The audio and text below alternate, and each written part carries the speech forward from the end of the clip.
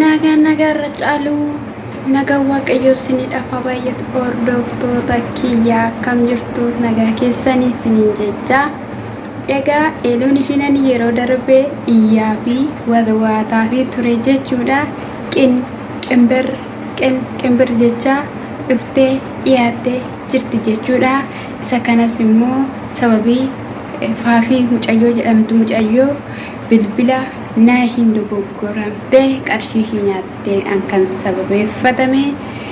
luul walitti isaan qabee jira jechuudha haa ta'uyyuu malee egaa faafiin jalqaba irratti akka hin jettetti wanti hundumtuu akka odeeffame akka jedhame miti ani yeroo darbe keekii qabadhee gara manaa gubiyyee deemuun koo ishumaaf jedheenaniidha malee wanti anaa fi gali ta'e hin jiru namichi inni suura naahiidhaan qarshii kun irraa nyaate eessa jira jettee jechuudha kana irratti egaa haa ta'uyyuu malee heeluun abbaa manaa ishii jaalatamaa isa naahiinii gatii naa baasii maswaatii naa kaffalii jedhee itti eerumsiifate sana abbaa manaa ishii harka qabattee shaashambaa jechaa dhufte jechuudha gaafa ishiin shaashambaa jechaa dhuftu baay'eetti hin tolle jechuudha haa ta'uyyuu malee egaa ishiin dhuftee jirti sanaa booda maal ta'aa jirta heeluu maayin rakkoon kee gaafa jedhanii rakkoon tokkollee hin jiru namni immoo walitti bu'aa sanaa booda immoo waan hundumayyuu hidhiisaa aniif innis immoo walitti buunee turre amma waliif dhibneerraa walii gallee jireenya keenya jiraachaa jirra jette jechuudha kanarratti luul nagaa gaafachuu didee nagaa yoo jettu nagaa gaafachuu didee abbaa manaa ishee akka carraa ta'ee homaan dubbachaa hin jiru jechuudha calliseetuma waan hundumayyuu dhaggeeffachaa ture jechuudha ani immoo amma asirratti jechuudha heeluun akkasittiin harka oomurtee hospitaala galtee sanaa booddee nagaa ta'anii yeroo hargitu ubiyyeenis naahinis innahanii isa kamsatitti xalaxalamtee itti marmaramtee jirta jennaan abbaa manaa kooti mitiiree jettee hin jechuudha itti hirmsifattan miti mirga ishiitii itti xalaxalamtee ol fuutee baattee morma jala keeyyatte maal sin shaggarrinde sin mi'ayyuu amma gafa birrii argannutti faana nuu jiraadhu faana nuu turii jettaniin jechuudhana maal jechuudha mee ilma dhiiraa faana turuu jechuudhana nama wayii fi dhimma wayiidhaaf magaalaa wayii deemee taa'u isinitti fakkaate moo bakkatti maramte isiniin jechuun jaaladha egaa kanarratti gaafa dhufanii jedhanii maalidha walitti nu qabdan gaafa jedhanii maani naahii akkamii maal keessa dhanne jirtu meera namichi jetteenii namichi inni kamii akka inni dhamee hin beektu moo maalidha jedheeni naanii eeluun egaa qaxalabba gidduun seentee maayinni ammayyuu nama jaalattaa jennaan eeyyuu kaafa qaraallee shindee haanuu naafii jennaan eeyyee jetteen jechuudha miseejii naaf ergaa naaf bilbilaa ammayyuu isa cal jedhamee keekii tokkoo fi rikoordii tokkoon dubbiin araarru miti dubbiin gara fuulduraatti inni deemamti jette ka ani hin beeku garuu heeluu dhugaa dubbachuudhaaf taanaan jechuudha na hiiqinni qarmbiin jettee dhuftu natti tolte jechuudha ani eeluu waamee qarratanii ishee argisitti fakkaate waa lamarratti hin jabina ishee arge jechuudha na tokko ennaan naatii faana mucaa amma biyya alaa jiru faana yeroo ishiin hiriyummaa keessa turte jechuudha hoteelatti waamee waan biraa ishiin inni gaafanna du'a lubbuu kooti jettee didde jechuudha jabina dubartummaa ishii tokko gaafsinan arge jechuudha lammata irratti immoo gaafa haadha ishii magaalaa Finfinnee fiddee mana sii bitee jira jetteeni dabarsitee jalqabatti qulfii kennitee fi garuu manni isaanii hin xumuramne natti fakkaate maanni jennaan ani kira mana sii bitee jira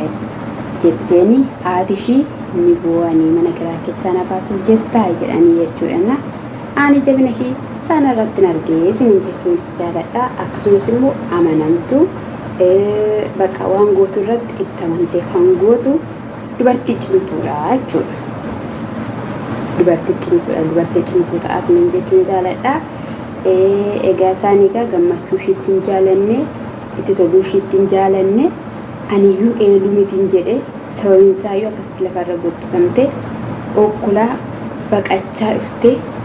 akkatti akka ishiin wajjin guyyaa lama gidduutti nagaan bu'ee fataa jettee mataa ishee sawiigiin quxuxxuriin heerumteeyyuu sirreeffattee guyyaa lama gidduutti finxir jettee dhufte bakka diddibattee sabboonaa ishee harka qabattee kana kinoo jaalanne garuu diraamaadha waan kan akka amma irratti naati irratti akka hojjenne naahii sana irratti akka hojjenne sodaadhe maaliin jettanii ishiinis inni abbaa manaan na gurguranii jedhiitii irratti firdi beetiitti kassasii yookiin immoo waamsisii jedheenii walii akkasitti galanii anifati immoo haadha manaaf abbaa manaa ni taana jedhanii waliin dubbatanii rakkoon gara naahiitti dhufaa'ee shakkii guddaa keessa galaan jiranii jechuudha. Maaliif yoo jettaniitu ta'e dhugaa imaan dubbachuudhaaf jaarraa 21 keessaa kun hin jiru. Namichi kunis immoo qarshii miti kan hin barbaadu eeluun barbaada jedhee maaliif kanatti gale? Kunanaaf gaaffii ammayyuu rakkoon akkan uumamee isiniin jechuun jaalladha. Akkasumas immoo obbolummaan isaas irratti dhaabbata jedhamee jira jechuudha. Hidhaanii isa kana dhagaayii dinqiitti ta'ee dinqii jireenyi keessan ammayyuu diina keessatti dinqii haa ta'u isiniin jechuun jaalladha. Egaa wal tuttumanii biyyeedhaanis wal loltee intalli faafiin suni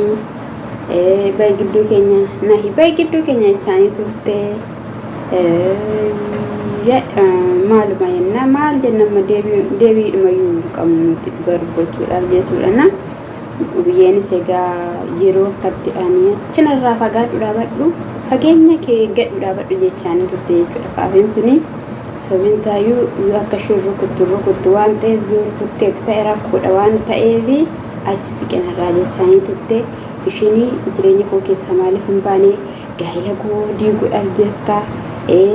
Atis immoo luuli kan yeroo darbe seeratti mana kootii baatee fi gaa'ela koo addaan diiguudhaafidha. Nagaa gaa'ela kootii jibbite jettee jechuudha. Yoo ta'u isin qulqullooftanii dhaabbattanii yoo ta'u isin waan nama tuttuqu baattanii maattu gara keessan dhufa isiniin jechuun jaalladha. Akkasumas immoo jechuudha dubbiin ganaadha. Ganaadha dubbiin isiniin jechuun jaalladha. Ani waa'ee bilbila kanaa shakkaan jira. Waa'ee bilbila inni namatu ittiin nyaatee kan koomitii jedhee nan shakke maaliif shakkitu jetta kinoo miliyoonaan nama liqeeffatee haadha isaa gurguruudha waan ta'eef sobaadhaa laata jedheen mucayyuun sobaa argitee dhuftee laata jedheen amma yaaddoo keessa jechuudha. Naasa kana isiniin jechuun jaalladha. Gaddiyyee yuutuubii kana immoo sabskiraayibii, laayikii, sheerii, doolii, komentii gochuun jajjabeessaa isiniin jechuun jaalladha. Eliyyee koo baga sitti tole dhugaa dubbachuudhaaf baga sitti tole cimtuu nama jabduu of qabduu quuqummee nama baga sitti tole isiniin jechuun jaalladha. Isa kanadha. Jaalala deemtu qofa keessa dubarra akkana adda jiraatti namatti tola. Ammayyuu gadi hin jedhin gaansi jedhi mataa kee gadi hin qabatin goota ta'eeti dubartii cimtuu ta'eeti jechuudha. Abbaa manaa keetti jaalala dhugaa ta'e agarsiisiti jechuudha. Firii ta'eeti diina kee fuuldura dhaabbadhu isin jechuun jaalladha. Haa gubatan warra dabarsanii si kennan isin jechuun jaalladha. Duban deebi'i akkasumas illee shamarran kallattii garaagaraan wantoonni garaagaraa gadi isin qabuu barbaadu in jedha addaa isiniin jedha shaaloom.